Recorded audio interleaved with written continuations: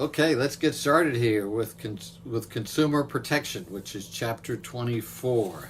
One thing I want to point out is that since this is consumer protection, it deals only with individual transactions. If a business buys a truck, that's not a consumer protection scenario. It has to be an actual individual consumer. There are many state consumer agencies. Most of the things we'll be talking about today are federal laws, however. Let's start with the Federal Trade Commission. Goes back to 1914. It's 5 real people.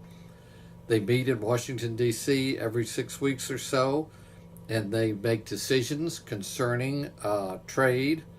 There are 2 major functions of the Federal Trade Commission. The first function is to prevent unfair methods of competition and commerce.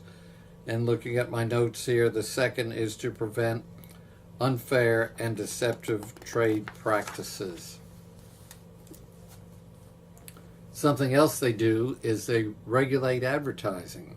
For example, one type of advertising the textbook points out is puffery. Puffery would be saying if you owned a hamburger stand, we have the best burgers in the world. Nobody's going to be deceived about that statement. However, let's say that your company made a brand of acetaminophen like Tylenol does and Walmart does and Target does.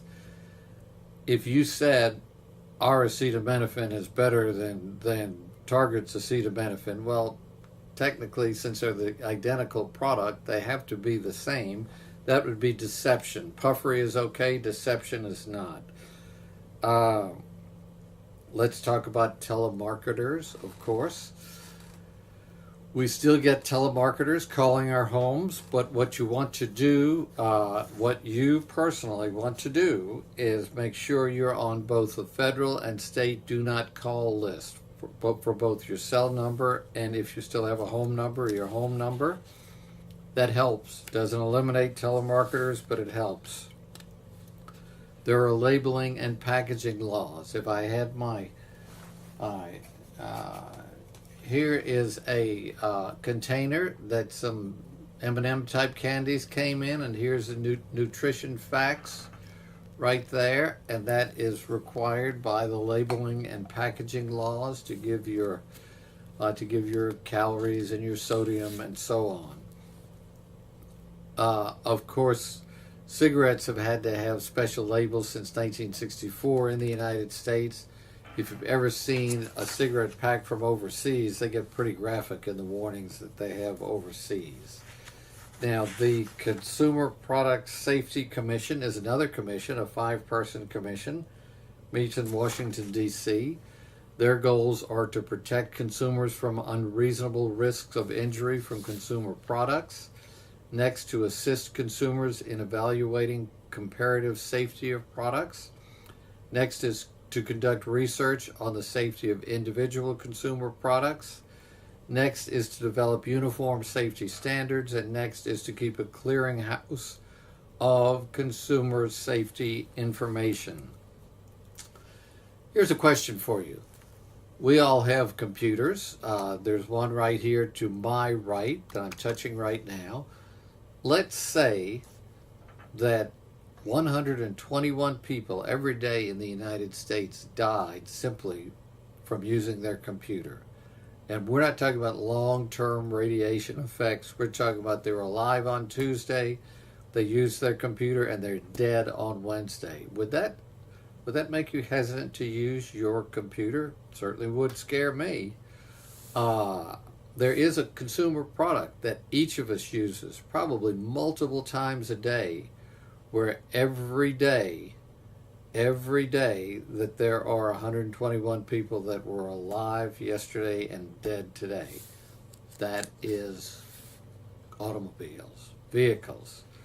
121 people on average die on the highways in the United States every day. And that figure was much, much, much worse in the 1960s, where there were 79,000 deaths a year on roads in the U.S.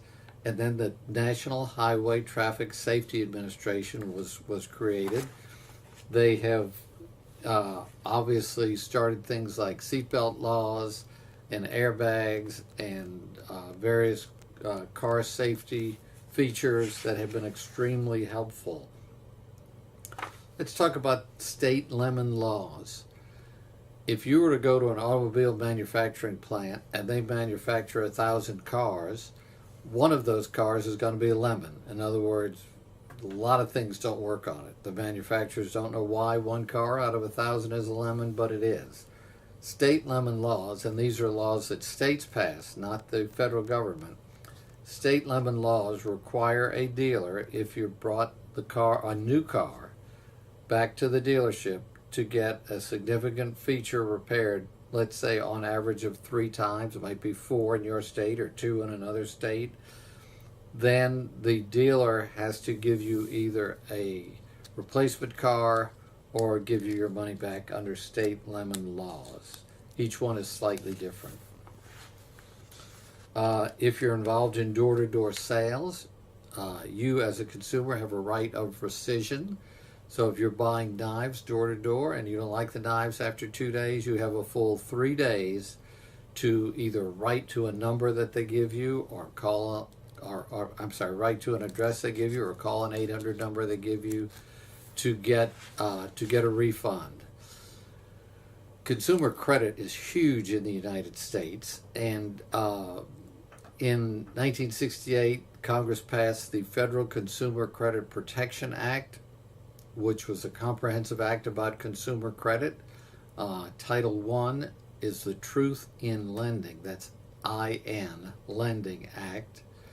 And that required for the first time that if you're lending on a consumer transaction, you clearly demonstrate what the interest rate is, what the annual percentage rate is, and so on.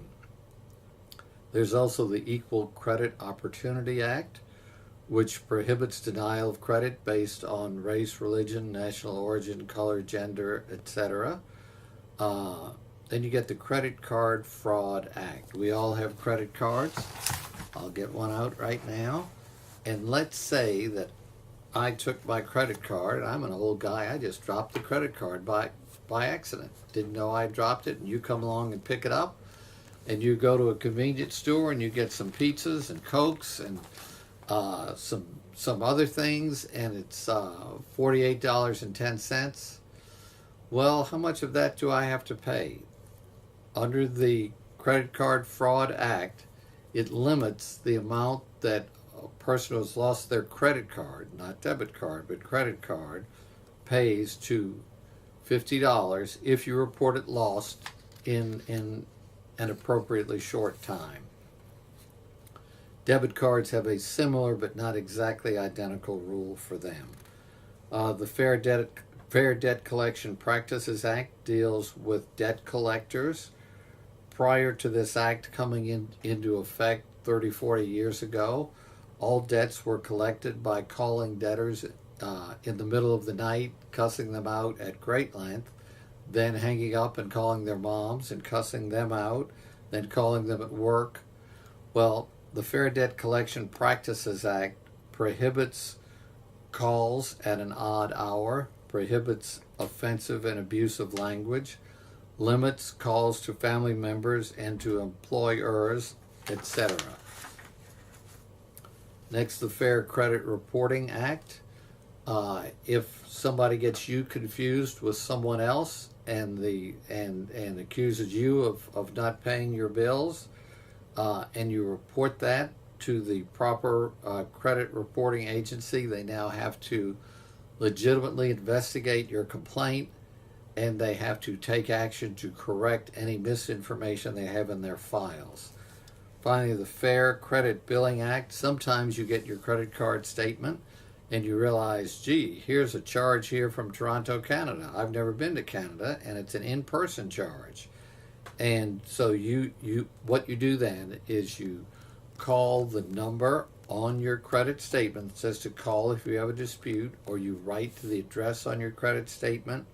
And again, they are required to investigate, and they are required to correct any errors and take that bill off of your monthly bill. That's it for this chapter. Great.